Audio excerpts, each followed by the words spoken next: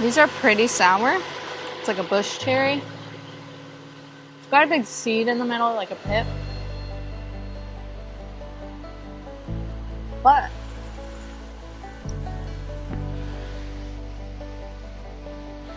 I think they're pretty good.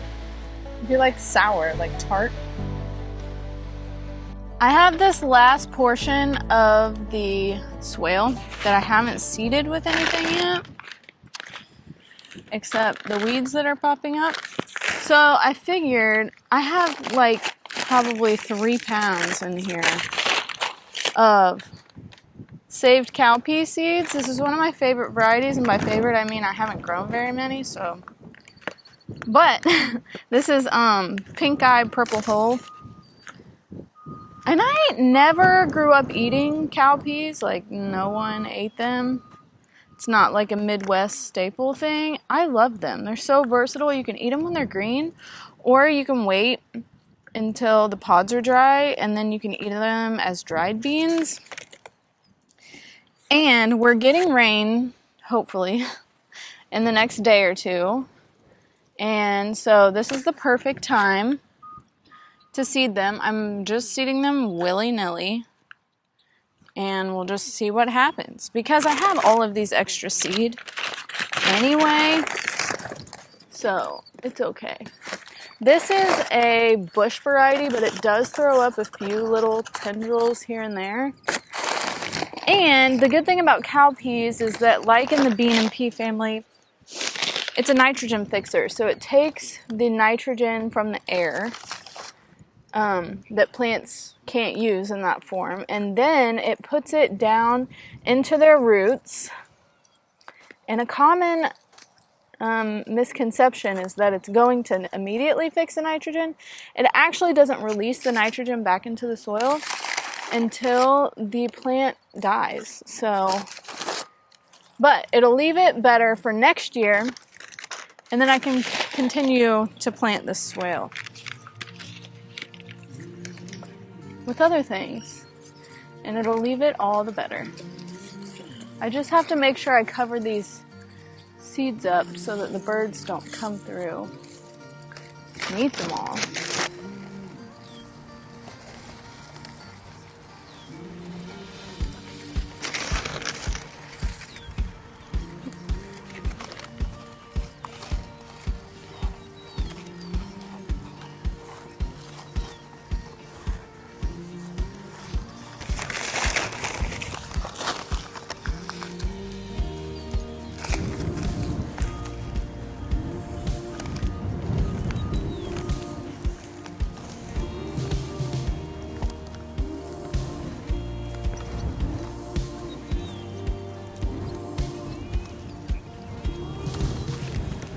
Another thing I'm sowing, both of these things are southern delicacies, if you will.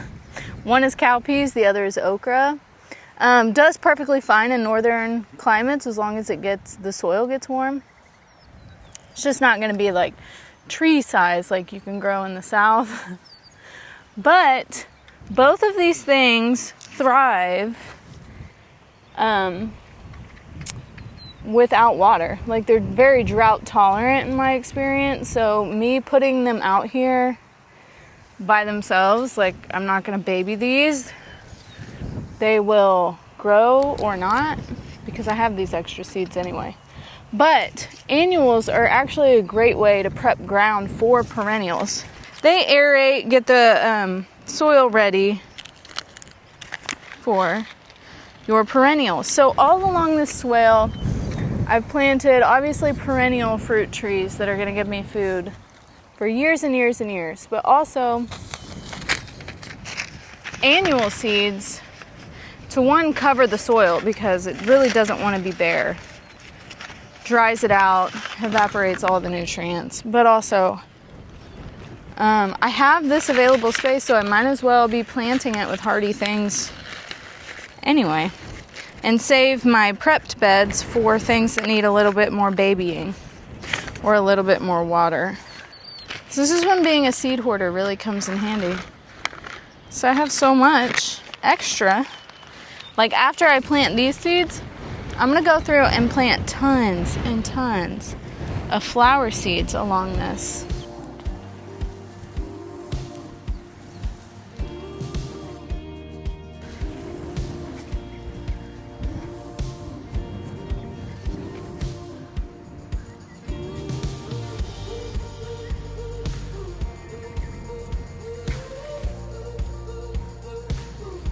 Okay, on to swale number 2. Because I tend to forget about this one because it's a little farther away. But I'm really glad to see that my sweet potatoes are fine. My thought process coming over here was like, oh no, because I never watered them in or did anything. I just planted them and left. But that's kind of what I wanted to do with this space anyway, because I don't want to have to baby it. So glad they're doing great. I have this whole baggie of watermelon, which I might honestly plant that over there because you kind of need to watch watermelon. But I also have tons of like saved pumpkin seeds, new pumpkin seeds.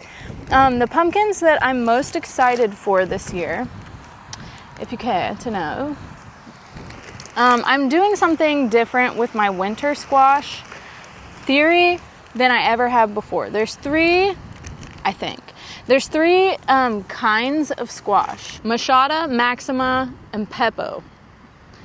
In my experience, Machada and Peppo get decimated by squash bugs every year for me. But there is a kind that the squash bugs don't seem to like as much, and that is Cucurbita machata. Cucurbita machata. And that is what I'm planting. I mean, I'm planting both, okay? Because there's some varieties that I just like and I would miss. So I'm still try, even though they get eaten. But by planting varieties that are naturally more resistant, you're setting yourself up for success. You can plant the other kinds, as I will, but just know that they may or may not make it if squash bugs are bad in your area. So the ones that I am trying this year that are naturally resistant, there is no proper reason why anyone needs 50 varieties of melons, but I do. The varieties that I have found, researched, that I think that I will like, all of these are Machada varieties. First up, this is a really common one, Long Island cheese, but look how pretty it is. It's like squatty. The squatty pumpkins are my favorite kind. And so I'm looking for varieties that are going to resist the bugs, store well, taste good. I think that's the 3 criteria. So I've never grown any of these before, including butternut squash. I was surprised to see that this one, because no one talks about it, but you're just plain old butternut, is resistant to squash bugs in stores so well. That's why it's such a good grocery store variety. But a couple fun ones, Black Futsu. This one I got from Tradewinds Fruit. It says, a rare and strange Japanese pumpkin with heavily warded dark green black fruits. Doesn't that sound so fun? But they ripen to a pretty orange brown. Has a firm texture and a nutty flavor. That's fun. And then, because Jess from Roots and Refuge talks about it, we all got to try it. But no wonder it grows so well for her in South Carolina. Well, it originated there, but also it is a variety resistant to squash bugs. So I had to snatch these bad boys up before they sold out, because anything that she says always sells out. And I am so happy to be trying this variety this year. I am going to save at least a couple seeds and plant at least a plant on purpose somewhere. So if this fails, I have a backup, because I'm excited about this one. But those are hopefully going to do great. Now, the other varieties that I'm planting right now, and now that I think about it, because pumpkin seeds are so easy to save, I have millions probably literally thousands of pumpkin seeds that I think that I'm going to run to the house here in a little bit and plant them all along the swale, because this can be my little swale pumpkin patch. But one of my favorites is honey nut. It's like butternut, but small and cute. It's like a single person. You could cut it in half and roast it, and delightful. Black cat. This was a hybrid, but I saved the seeds anyway.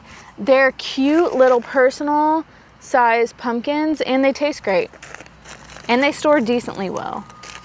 Spaghetti squash, because you have to have that. Autumn frost, which was that frosty looking pumpkin that stored for 2 years in my pantry. Definitely going to be planting that. And this one I'm really excited about, Lady Godiva, so I hope at least a couple make it, because these are the kind of pumpkins that don't have a coating on the outside of the pumpkin seed.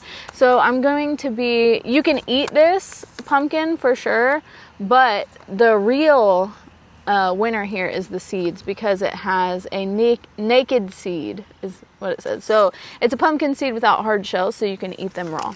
And I'm really excited to have my own pumpkin seeds.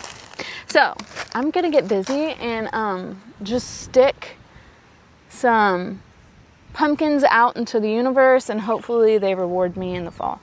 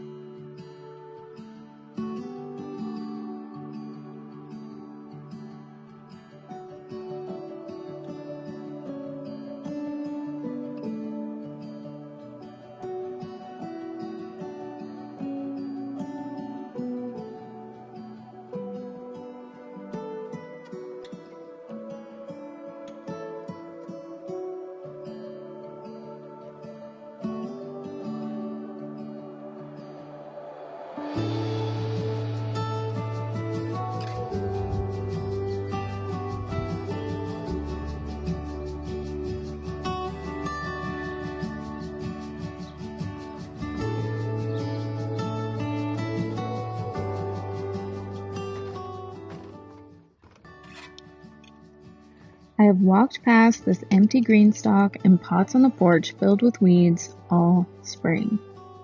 They've sat fallow, seeming to whisper, "Please, somebody pay attention to me." So today, instead of walking past again, I decided to fill them. It's funny how the most simple task can seem so overwhelming. We can get so caught up in the idea of doing a task well or perfect or just right that we end up not doing it at all. I planned on going to the nursery to pick out pretty flowers and herbs and filling these pots with exactly what I thought would be the most lovely. I wanted it to look Pinterest-worthy, to prove somehow that I'm a great gardener and know just which plants would be good together. But in reality, I just needed to plant what I already had. Plant what was begging at me from the greenhouse for a chance to live. We exist in a time where every aspect of our life is perfectly curated in the eyes of strangers. We're so worried about everything being perfectly beautiful, polished, and aesthetic that we forget that most things are perfectly good enough the way they are. So today I stopped. I didn't walk past these empty pots one more time, promising that I was going to get to it as soon as I had all the right ingredients for a manicured porch. I did it today with what I already have, and I'm sure it's going to be perfectly lovely in full bloom. So if you're putting things off, or in my case, not filming your day because you don't have the right outfit, or your kitchen is a mess, or you don't have an idea for a trendy video reel, just do it anyway, because it's probably good enough. Comparison is the thief of joy, and variety is the spice of life. And we're robbing ourselves of joy and fear that it's not good enough to please the eyes of strangers.